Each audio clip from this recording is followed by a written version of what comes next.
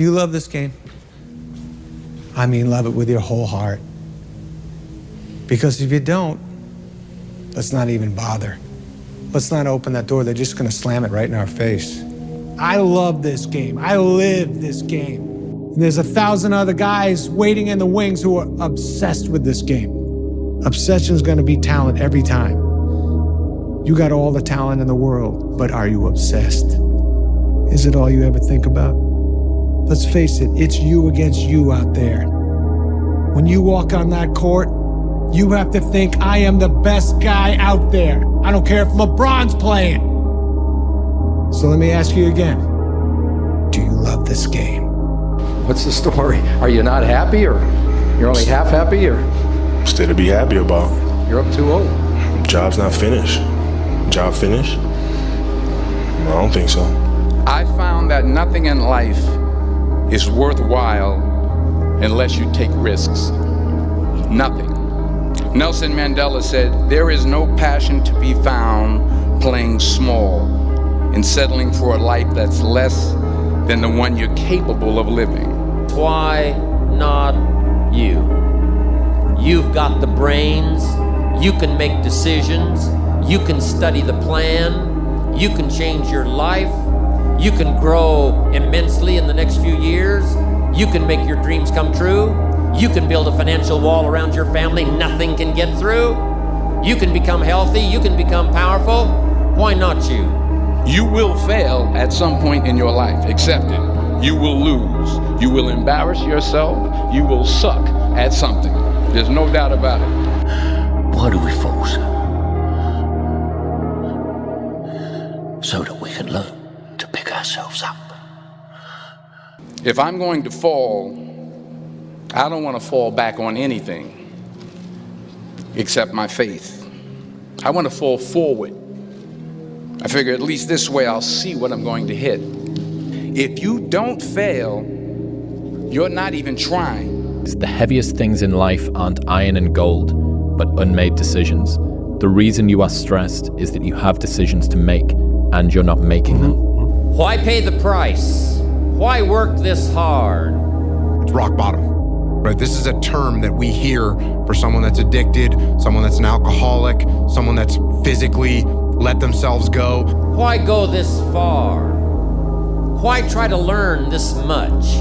When the excuses all go away and people can actually confront the fact that this is all because of me, and it hurts, but is also unbelievably empowering, because if these problems are because of me, then I'm capable of fixing these problems. Why try to do it all? Why try to see it all? Why try to have it all? Why do it? Why learn it? Why study? Why put yourself out? To get something you never had, you have to do something you never did. If you're gonna do it, do it. Say what you can do what you say. If you can't do it, don't say you can do it. Don't over leverage yourself. Don't over leverage a decision and then jump in and kind of dip a toe. I think I'll try it out. No, think if you're gonna try it out beforehand, but when it's time to go, dive. Finish it, find out. Come out the other side. Don't leave it and go, if I just would, that keeps me up at night. I think it keeps a lot of us up at night. When you half-ass something and you just don't know whether you failed or succeeded, got what you want or didn't get what you want. Finding out and looking in the mirror and going, I didn't half-ass it. I went all the way. I found out, and that ain't for me. Or I found out, and you damn right that is for me. That's a great place to get to. But the limbo of not knowing, if you half-ass something, the limbo of going, I hedged my bet. What could have happened?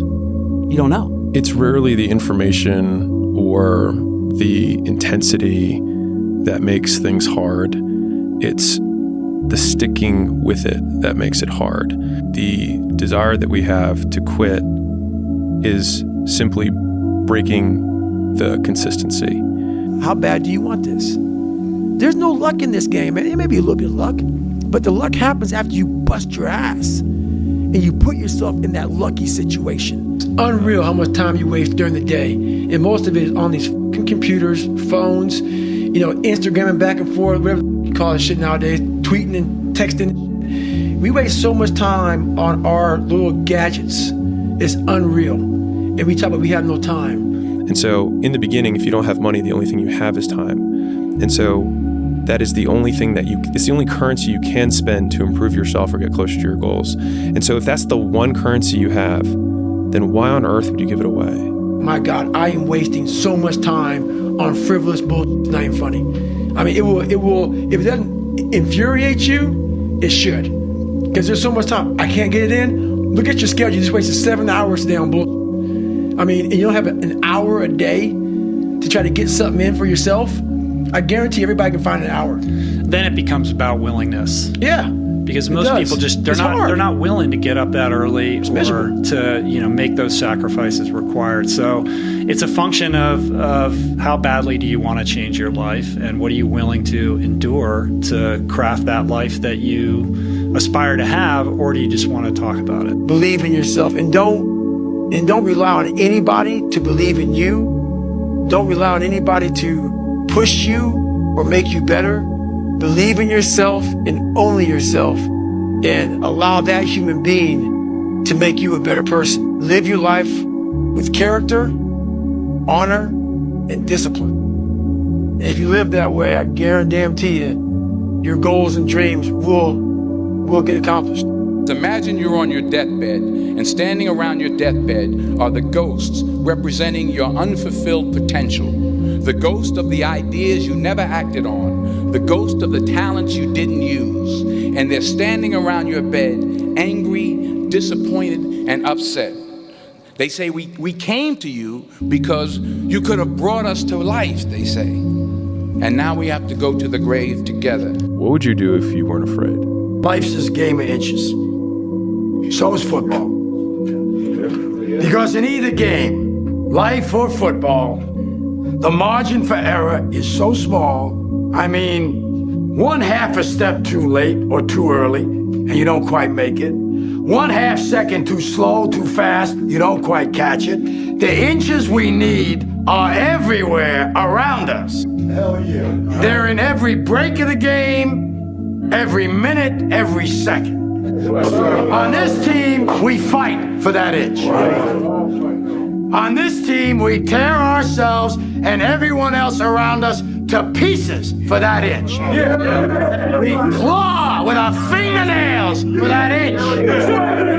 Because we know when we add up all those inches, that's gonna make the f***ing difference between winning and losing. Between living and dying. I'll tell you this, in any fight, it's the guy who's willing to die who's gonna win that inch. And I know if I'm gonna have any life anymore, it's because I'm still willing to fight and die for that inch. Because that's what living is. You've got to have your own list of whys. Here's what I want you to do when you go home after you've left this extravaganza. Work on your list of whys. One of the big thrusts for success is to come up with a strong enough why. If you haven't gotten what you want, then you're not worthy of it, period. And that's okay. Now you can admit that you suck and improve. Better to know you're bad for a season than pretend you're good for a lifetime. You're not making as much money as you want because you're not as good as you think you are.